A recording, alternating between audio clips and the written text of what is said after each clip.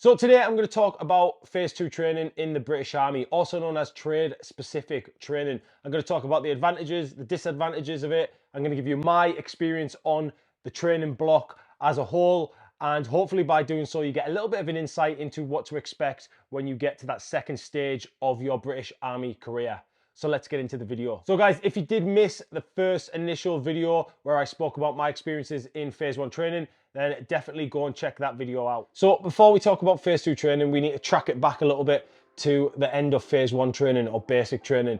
Now, I always get asked the question, how long do you get between the two training establishments? So between your basic and between your trade specific training. Now, this all depends on, first of all, what trade you're going into. If you're going infantry, it might be Hadley's any time at all. And it also depends on what time of year you actually start your basic training. Now, for me, I started in August and I finished my basic training, my initial 14 weeks in December. So I got to go straight on to Christmas leave and I had three and a half weeks off before I was expected to turn up at the phase 2 training establishment. Now, this isn't always the case. And like I said, I think this just depends on the time of year you start and the career you're going into. If you're going infantry, you're pretty much staying on the same camp. So you might be expected to be there after a weekend. And likewise with other trades as well. It just depends on when you join and if they want you to turn up or if they want you to go and have a little bit of leave and have a little bit of downtime so you can recuperate before starting the next segment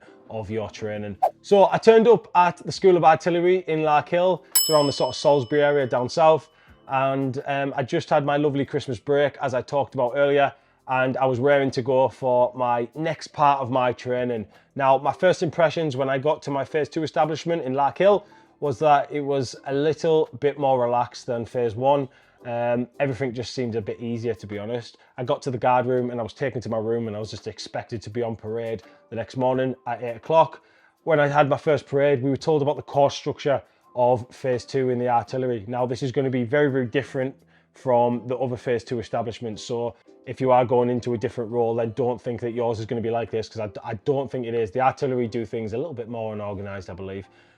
So we were told about the course structure, and now there's loads of different courses that you're expected to pass before you move on to your regiment or your regimental life.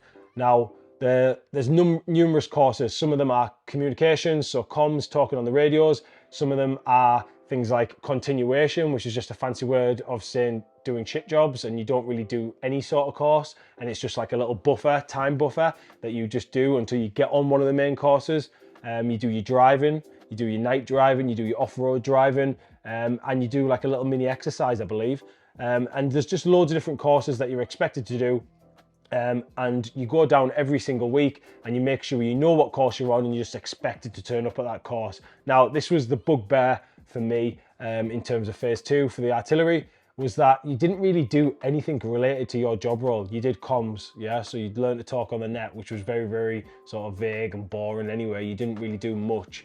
But I never did anything with a gun. Like, I went into a light gun regiment and I didn't touch an L118 light gun the whole time I was there. Like, I didn't do anything at all based around a light gun. And I'm guessing the other guys didn't do, well, I know they didn't do anything around an AS90.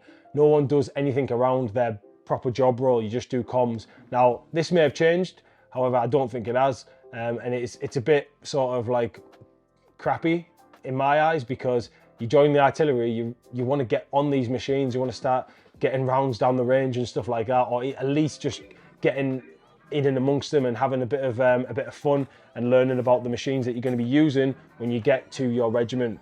That was probably the only sort of pitfall in terms of the training, but there was some good parts of the training that I really did enjoy. The PT was starting to ramp up a little bit, and you had freedom to go and use the gym and stuff like that, which you weren't allowed to do in phase 1. I also took part in something called Specialist PT. Now, if you have been watching the channel for a while, you know I did the P Company course and I was part of the Airborne Gunners. And as part of that role, you're expected to turn up to something called Specialist PT. This was a PT session that was run a couple of times a week, I believe, and it was run in your own time on an evening. And it was a lot tougher than your sort of normal PT that you would just do with the rest of the battery. So you would go down there and you would get smashed, and anyone that was going 2-9 Commando, so the artillery commandos, or 7 RHA, the airborne artillery, was expected to turn up to that, and if you didn't turn up to it, you were in shit. You were in the shit.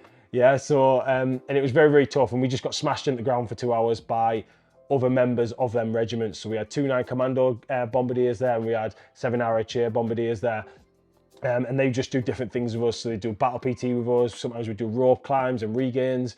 If one of the commando guys was taking it, sometimes we do really quick runs and log runs and stuff like that. And it was just like an absolute smashing. That PT there definitely prepared me for the sort of coming weeks. And I was probably one of the fittest people in the battery at the time due to that PT. And I was very fit when I came out of training. I was running sub 8 minute 1.5 mile runs, and I was getting quite quick at that point in time, and I was quite mentally fit, mentally robust, and obviously physically as well. And if you are someone that is thinking about pursuing one of these roles, airborne artillery, commandos, things like that, then you need to be doing PT like that, where you're getting pushed out your comfort zone on a regular basis, people speaking to you like crap, and just getting absolutely beasted into the ground, because that's what happens on them courses anyway. So you just need to prepare yourself for it. Now, some of the other parts of phase 2 training, a little bit of advice more than anything. I had a little bit of a spell of discipline, let's call it, and I was held back a little bit due to fraternization. Now, what I mean by fraternization is basically I just went into the girls' block, went into the foyer, and I didn't do anything with any of the girls or anything like that. I just went into the foyer of the block, and it is completely out of bounds to the boys. Likewise, the boys' block is out of bounds to the girls. I went into there after having a few drinks, and then end up getting charged with a nice little cheeky £350 fine from the OC. And that there held me back a little bit in phase 2 training. So a little bit of advice for you. Don't go into the girls' block, or don't go into the boys' block if you're a girl. It's just going to get you in trouble. And it nearly got me in a bit more trouble than that. I could have been held back a lot longer. And then obviously when you go to your regiment after that, getting in trouble, you've got a little bit of a name for yourself, and people see you as a bit of a trouble causer and all them sorts of things. Now, one of the main and the best bits about phase 2 is just the freedom. Phase 1, you're not allowed to go out, you're not allowed to have a drink, you're not allowed to do anything. This could be a negative or a positive, whichever way you look at it. But you can go out on a weekend, you can go for a drink in town in Salisbury, you can go home if you really want to go home, you can do pretty much anything on a weekend you want, you can sit and play Xbox, you can do whatever you want to do on a weekend when you're not working. And normally you work like maybe one weekend in a month, the rest of them is time off. And it's likewise on a night when you finish at say 4 o'clock, the night is yours, you can do what you want, you can go play pool, whatever you want to do, you can do it. And it's starting to get you in the mindset of becoming a fully trained soldier and getting into the sort of regimental life where you go to work on a daily basis, and after work, you're done, unless you're like out in the field or you run exercise or anything like that. So it's really, really good in that regard. Now, as soon as I finish my phase 2 training, you get given a date where you're supposed to turn up at your phase 3. And likewise, the same as phase 1 to phase 2, phase 2 to phase 3, you just expected to turn up, and you go and see your BSM if you're going into the artillery, or your CSM if you're going into the infantry, whatever the case may be. You go and see your boss, they tell you the crack when you get there. And in the next video, I'm going to talk about my initial sort of thoughts when I got to my regiment, because it was very, very challenging in the first sort of year and a half when you first get to your regiment, because you are that new guy, and you're bottom of the pecking order, and things can be quite tasty depending on where you go. So if you did like this one, guys, then please give it a like and possibly subscribe, and I will see you in the next episode.